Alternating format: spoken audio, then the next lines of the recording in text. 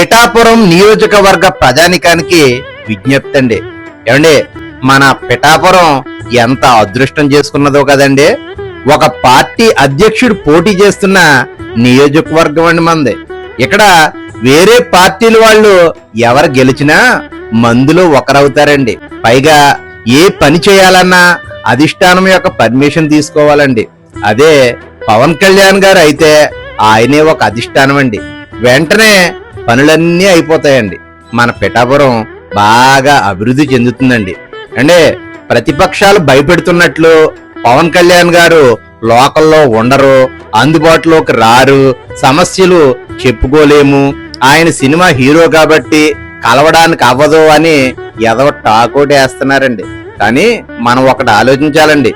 ఆ నోటా ఈ నోటానో social media ద్వారానో తెలుసుకున్న ఎన్నో పనులు ఆయన సొంత డబ్బులతో చేశారండి. ఎంతో మందిని ఆదుకున్నారండి. ఎన్నో ప్రాణాలకు భరోసా ఇచ్చారండి.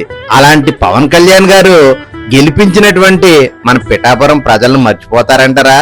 ఆయన గెలిస్తే ఇక్కడ ఇద్దరు ఎమ్మెల్యేలండి. ఒకటి పవన్ కళ్యాణ్ గారు అయితే రెండు వర్మ గారండి. ఇప్పటి వరకు ఎంతో మంది మన నియోజకవర్గం నుండి గెలిచి పేరు తెచ్చుకున్నారండి.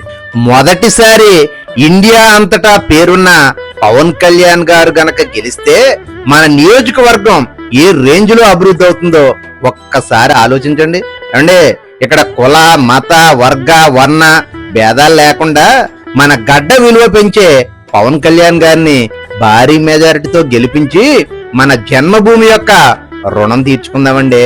పవన్ కళ్యాణ్ గారు పోటీ చేస్తున్నారంటేనే పిఠాపురం పేరు మారుమ్రోగిపోతుంది. ఆయనకి భయపడి మన ఓటు విలువే పెంచేశారు. మనల్ని ఎంత రేటు పెట్టైనా కొనడానికి సిద్ధమైపోయారు.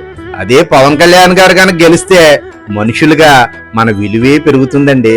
ఎంతో కష్టపడి చదివిస్తున్న మన పిల్లలకి బంగారు భవిష్యత్తు రాబోతుందండి.